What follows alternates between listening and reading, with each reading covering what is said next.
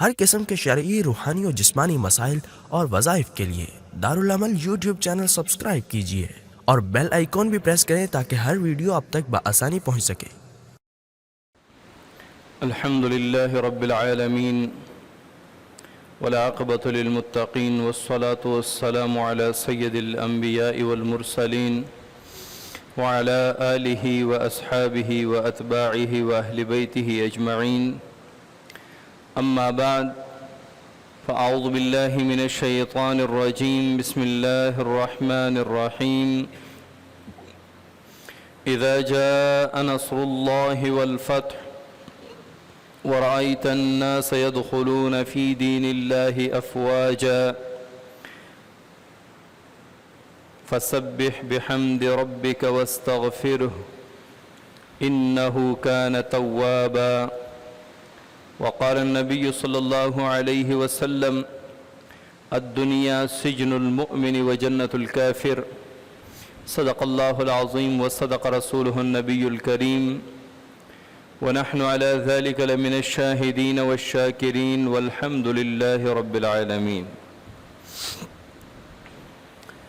آج 11 اگست 2023 ہے۔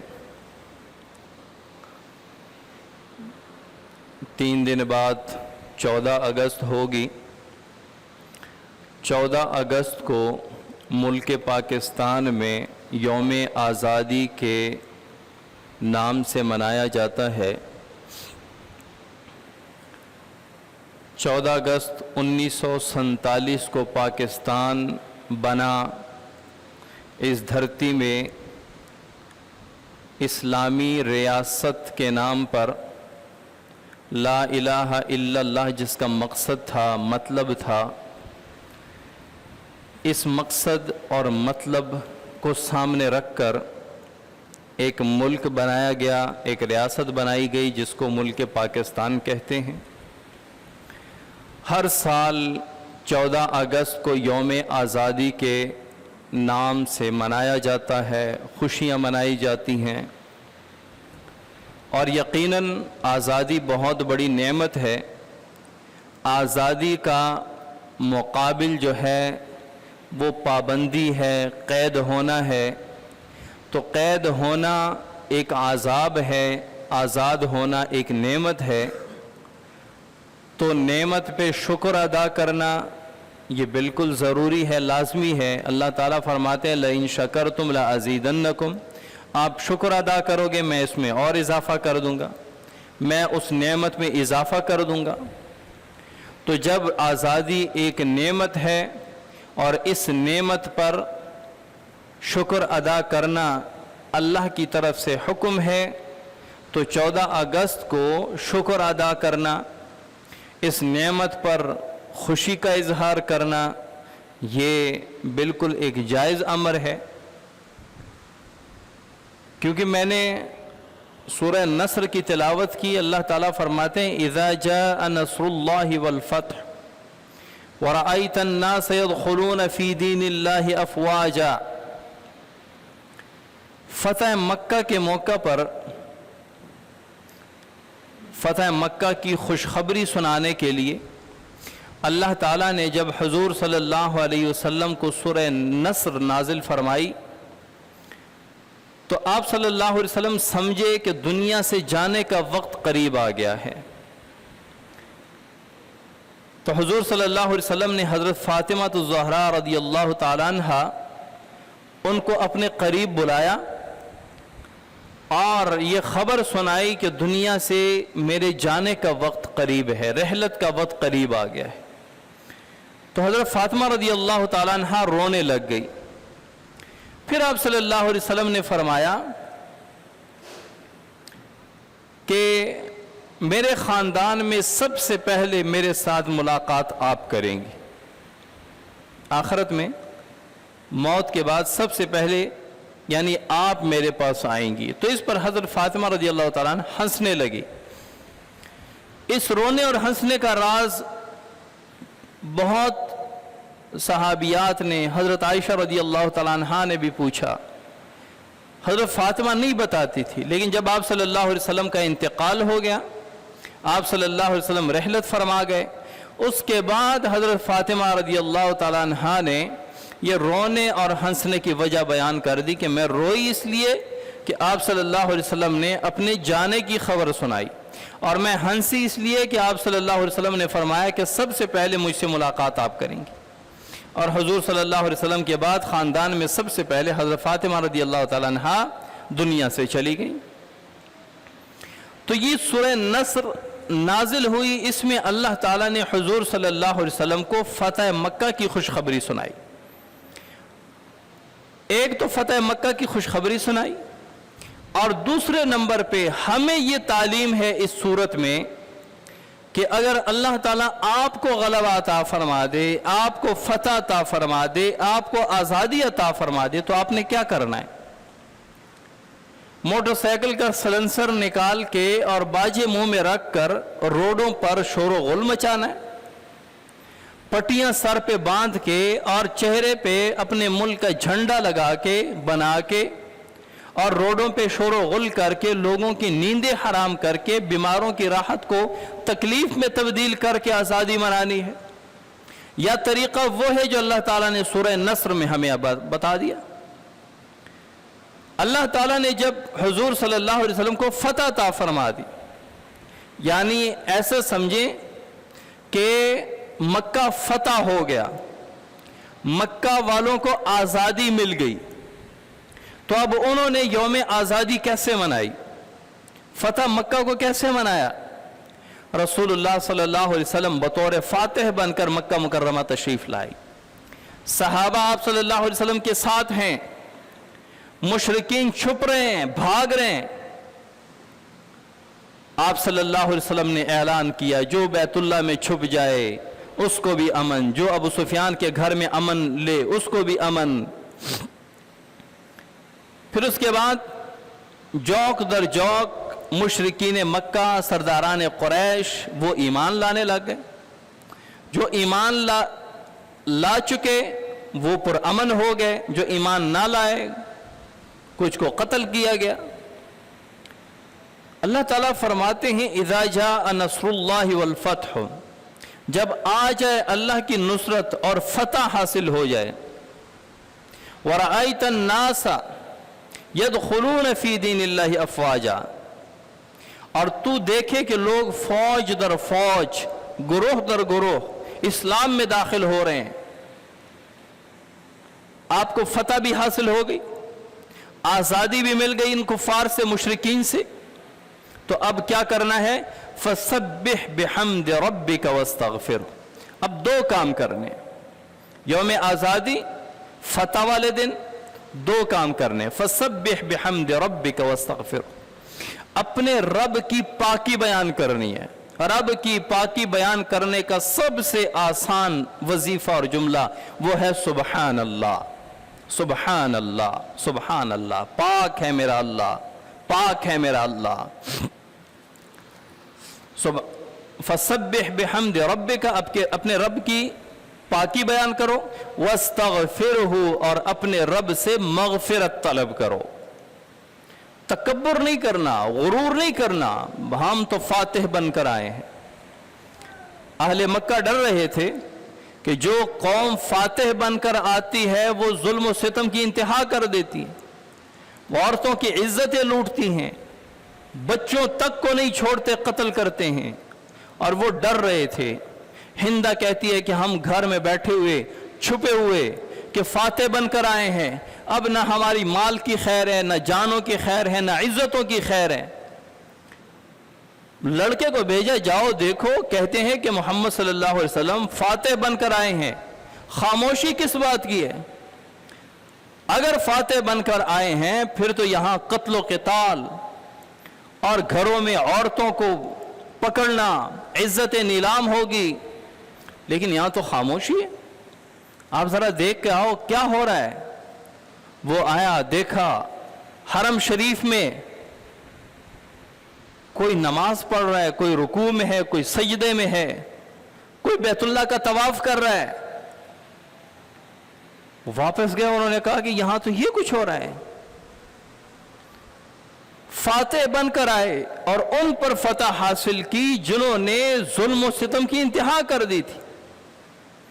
شعبے بھی طالب میں بند کرنا اور قسم قسم کے تانے دینا، مارنا، پیٹنا، حتیٰ کہ ہجرت پر مجبور کرنا، ان لوگوں پر بطور فاتح بن کر آئے. اور ایک صحابی نے کہا الیوم یوم الملحمہ، آج تو لڑائی کا دن ہے، آج تو جنگ کا دن ہے، آج تو قتل و قتال کا دن ہے. آپ صلی اللہ علیہ وسلم نے فرمایا الیوم یوم المرحمہ، آج رحم کا دن ہے، آج مہربانی کا دن ہے، آج نرمی کا دن ہے کہ اللہ تعالیٰ نے آزادی عطا فرما دی. اس آزادی کو اپنی طاقت نہ سمجھو، اس کو اللہ کی مہربانی سمجھو، اس فتح کو اللہ کی مہربانی سمجھو. تو اللہ تعالیٰ نے قرآن میں فاتح اور آزاد قوم کو ایک وظیفہ دے دیا. اللہ تعالیٰ نے آپ کو آزادی دے دی، فتح عطا فرما دی، تو اب کثرت سے رب کی تسبیح و تحلیل بیان کریں اور رب سے مغفرت بھی طلب کریں کہ یا اللہ ہم بڑے گناہگار ہیں، یا اللہ تو نے کتنی بڑی نعمت سے نوازا. آزادی تو بہت بڑی نعمت ہے. ایک آزاد ملک مسلمانوں کا، وہ اپنی مرضی سے اپنی اسلامی احکامات پر عمل پیرا ہو سکتے ہیں، اپنی مرضی سے اپنے ملک میں اسلامی قوانین نافذ کر سکتے ہیں، اپنی مرضی سے حضور صلی اللہ علیہ وسلم کے سنت طریقوں پر عمل کر سکتے ہیں، اپنی مرضی سے دینی تعلیمات کے نصاب کو ترتیب دے سکتے ہیں. آزادی کا تو یہی فائدہ ہے. لیکن آزادی دو قسم کی ہے. ایک ظاہری آزادی ہے، آپ کا ملک آزاد ہے، آپ کے اوپر غیر مسلم کا تسلط نہیں ہے، آپ کسی سے ڈر کے نماز نہیں پڑھ رہے، آپ کسی سے ڈر کے قربانی نہیں کر رہے، آپ کسی سے ڈر کے کوئی دین کا حکم پورا نہیں کر رہے. یہ غلامی ہے. اور آزادی یہ ہے کہ آپ کو کسی کا کوئی ڈر نہیں، آپ نماز بھی پڑھ رہے ہیں. جس طرح کرونا میں ہمیں پابند کیا تھا تو لوگ مسجد میں نماز نہیں پڑھ سکتے تھے، لوگ باہر نہیں نکل سکتے تھے. یعنی ایک وقتی آزادی جو ہم سے چھین لی گئی تھی، وہ تو ایک مجبوری تھی ظاہر.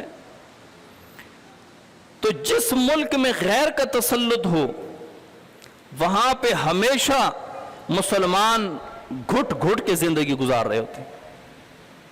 ان کو اپنے اسلامی احکامات کے مطابق زندگی گزارنے کی اجازت نہیں ہوتی. تو یہ تو ظاہری آزادی ہے. لیکن ایک حقیقی آزادی ہے. حقیقی آزادی وہ کیا ہے کہ ہمارا نفس شیطان کے چنگل سے آزاد ہو. ہم اگر مسلمان ہیں، ہمارا ملک آزاد ہو اور ہم اس آزاد ملک کے اندر اپنے پورے دین پر پابندی نہیں کرتے، اس کا مطلب بظاہر تو ہم آزاد ہیں لیکن حقیقی آزادی ہمیں حاصل نہیں ہے. ہم آزاد ملک کے اندر آزادی سے نماز نہیں پڑھ رہے تو اس کا مطلب ہمارا نفس شیطان کی قید میں ہے. اس آزادی کی فکر کرنی چاہیے. ایک اگر آپ کا نفس شیطان کی قید سے آزاد ہے تو ایک غیر مسلم ملک میں بھی آپ اپنی مرضی سے عبادت کر سکیں گے. آپ نماز اپنے وقت پر ادا کر سکیں گے، آپ زکوٰۃ دے پائیں گے، آپ حج کے لیے جا پائیں گے. لیکن ایک مسلمان آزاد ملک کے اندر اگر آپ کا نفس شیطان کے قبضے میں ہے تو آپ آزاد نہیں ہیں، آپ کو حقیقی آزادی نہیں ملی. وہ کیسے؟ پاکستان کیوں آزاد ہوا؟ نعرہ لگا تھا پاکستان کا مطلب کیا؟ لا الہ الا اللہ. کیا اس مقصد پہ پابندی ہو رہی ہے؟ کیا اس مقصد پہ پورا اترا جا رہا ہے؟ کیا ہمارے حکمران دین کے مکمل پابند ہیں؟ کیا ہمارے ارباب اقتدار اسلامی قوانین کو نافذ کرنے کی کوشش اور سعی کر رہے ہیں؟ یہاں تو مخالفت ہو رہی ہے.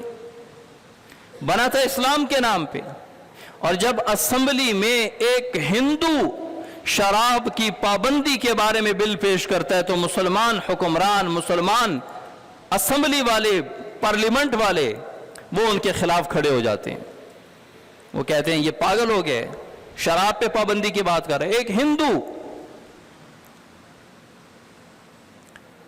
اور اگر اسی پارلیمنٹ میں، اسمبلی میں بینکوں سے سود کے خاتمے کی بات ہوتی ہے، جو کھلم کھلا اللہ اور اس کے رسول کے ساتھ اعلان جنگ ہے، تو یہی مسلمان اسمبلی والے، پارلیمنٹ والے، یہ اس کے خلاف کھڑے ہوتے ہیں اور کہتے ہیں کہ اگر سود پر پابندی لگ گئی تو ہمارا معاشی نظام تباہ ہو جائے گا.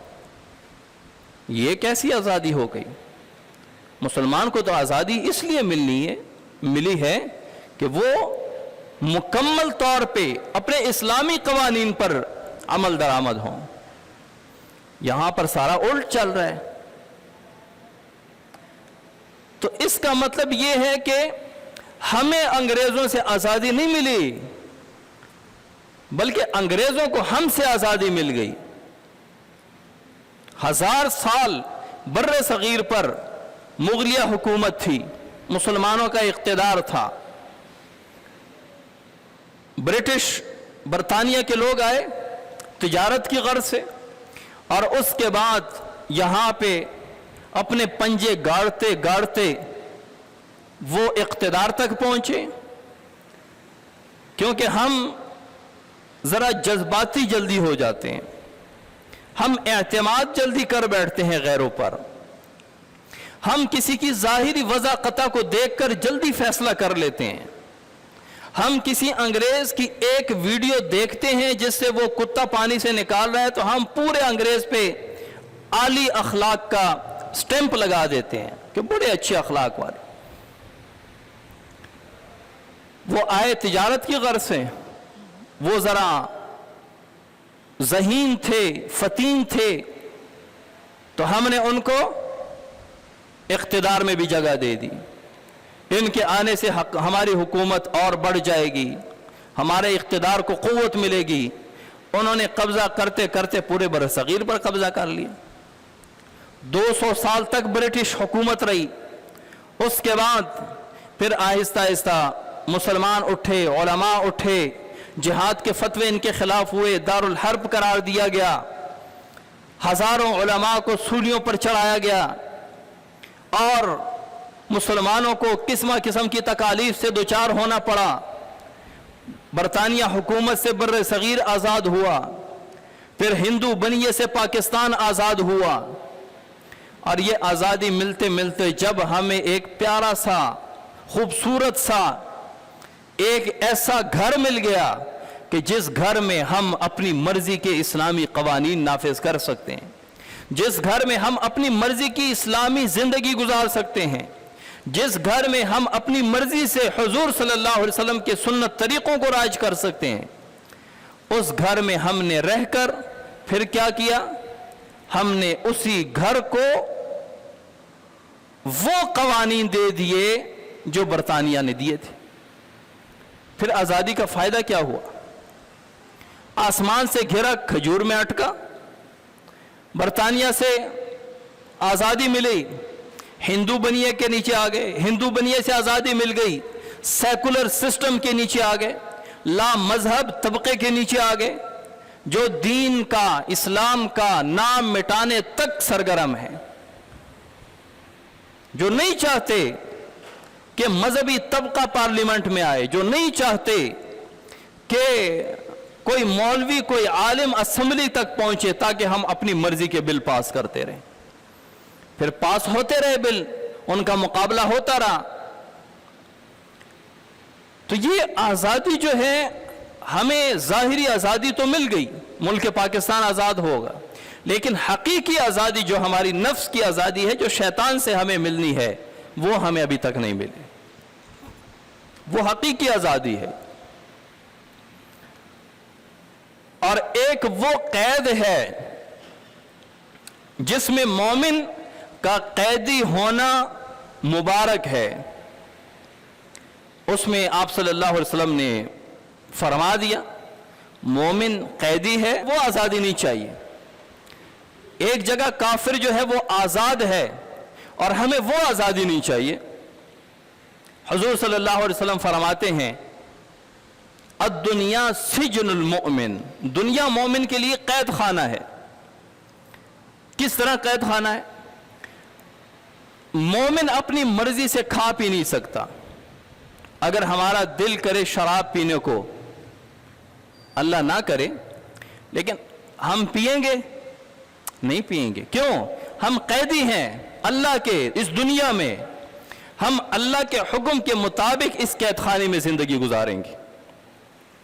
ہم اگر گوشت کھانا چاہیں، دنیا خنزیر کا گوشت بھی کھاتی ہے، دنیا گدھوں، کتوں اور مینڈک اور کچھوے بھی کھاتی ہے. وہ کہتے ہیں اس گوشت اور اس گوشت میں کیا فرق ہے؟ ہم قیدی ہیں، ہمیں بتایا گیا یہ کھانا ہے یہ نہیں کھانا. اب جب قیدی ہیں تو قید خانے میں مالک کے حکم کے مطابق زندگی گزارنی ہے. اب اس قیدی ہونے پر ہمیں فخر ہے. اللہ اس قید سے ہمیں آزادی نہ دے، اللہ تعالیٰ اس قید سے ہمیں چھٹکارا نہ دے. کیوں؟ کیونکہ یہ قیدی ہونا مومن کی علامت ہے. اس قید سے نکلنا کفر کی علامت ہے. الدنیا سجن المومن، دنیا مومن کے لیے قید خانہ ہے، اور اس قید خانے میں رہ کر وہ اللہ کی حکموں کے مطابق زندگی گزارے گا. وہ جنت الکافر، اور یہ دنیا کافر کے لیے جنت ہے. کیسے؟ جس طرح مسلمان کو جنت میں ہر نعمت ملے گی، کوئی پابندی نہیں، کوئی روک ٹوک نہیں، اسی طرح کافر پر اس دنیا میں کوئی روک ٹوک نہیں. زنا کرنا ہے، شراب پینی ہے، حرام کھانا ہے، کوئی روک ٹوک نہیں، کرتے رہو، کیونکہ اسلام کے اس قید خانے سے وہ باہر ہے. تو جو جیل کے اندر ہے وہ تو مالک بادشاہ وقت اس کے مطابق وہ زندگی گزارے گا. جو جیل سے باہر ہے وہ اپنی مرضی کی زندگی گزارے گا. مومن اس جیل کے اندر ہے، وہ جیل، وہ قید خانہ اللہ کا ہے، اور یہ بڑا مبارک قید خانہ ہے، اور اس سے ہم نکلنا نہیں چاہتے. اس سے نکلیں گے تو اللہ کی قید سے نکل کر شیطان کی قید میں آ جائیں گے، اور جو شیطان کی قید سے نکل جاتا ہے وہ اللہ کی قید میں آ جاتا ہے. یہ دو قید خانے ضرور ہیں، یہ دو جیل ضرور ہیں. تو ہم کچھ نہ کچھ شیطان کے قید خانے میں بھی ہیں. ہمارا نفس آزاد نہیں ہے، ہمارا نفس قید ہے، اور وہ قید بھی شیطان کے قید میں ہے. شیطان جس طرف چاہتا ہے اس کو چلاتا ہے.